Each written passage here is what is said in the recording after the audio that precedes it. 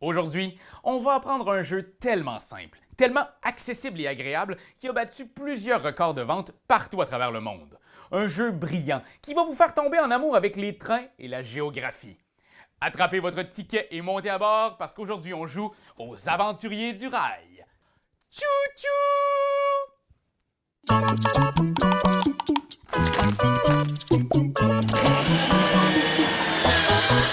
Les Aventuriers du Rail est un jeu de construction et de réseau qui se joue de 3 à 5 joueurs et peut prendre entre 30 et 60 minutes. À la fin de la partie, le joueur qui aura accumulé le plus de points de victoire est désigné grand vainqueur. Les autres auront malheureusement échoué.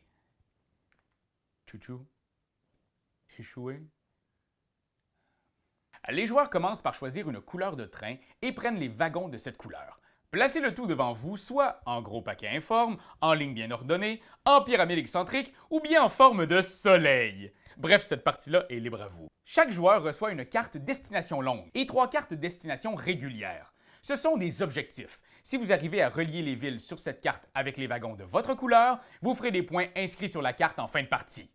Mais si la partie se termine et que vous n'avez pas réussi, vous perdez les points inscrits sur la carte. Les joueurs commencent la partie avec 4 cartes wagons distribuées au hasard. C'est grâce à ces cartes que vous pourrez étendre votre réseau. Chaque tour, vous pouvez effectuer l'une des 3 actions suivantes. Vous pouvez prendre 2 cartes wagons disponibles au centre de la table ou une seule locomotive s'il y en a une de disponible. Vos 2 cartes peuvent être choisies à partir de la pioche si rien ne vous intéresse dans le choix actuel. Deuxièmement, vous pouvez construire une route. Pour ce faire, vous devez défausser une série de cartes wagons de la même couleur. Par exemple, pour construire ce tronçon noir de 3 espaces, je dois défausser 3 cartes wagons de couleur noire. Vous marquez alors tout de suite des points. Tchou-tchou! Référez-vous à ce petit tableau en bas de la planche. Un chemin de 3 wagons me rapporte 4 points.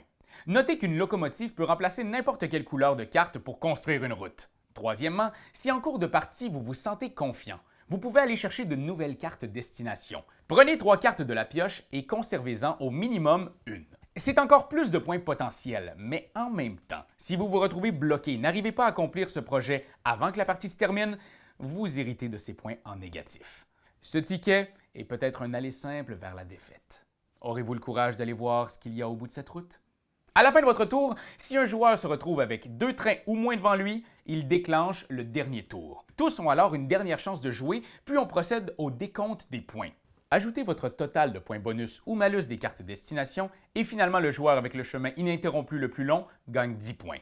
Après tout ça, le joueur avec le plus de points gagne la partie. Les Aventuriers du Rail est devenu un tel succès planétaire qu'on retrouve aujourd'hui des dizaines d'extensions. Des cartes de l'Europe, de l'Inde, de l'Allemagne. Certaines variantes offrent même de nouvelles mécaniques comme l'édition Royaume-Uni, où vous pouvez maintenant avoir l'option de développer la technologie de votre réseau. Bref, ce jeu est un classique familial qui ne s'essouffle pas même après 15 ans d'existence. Alors qu'est-ce que vous attendez? Montez à bord pour vivre cette folle épopée à travers le monde! Chouchou! Quand t'aimes quelque chose, tu te donnes des bisous dessus. Mais comme c'est un ordinateur, tu donneras pas de bisous. Tu vas plutôt commenter, puis tu vas partager. Oh oui, partager, partager, partager. C'est la leçon de Jésus!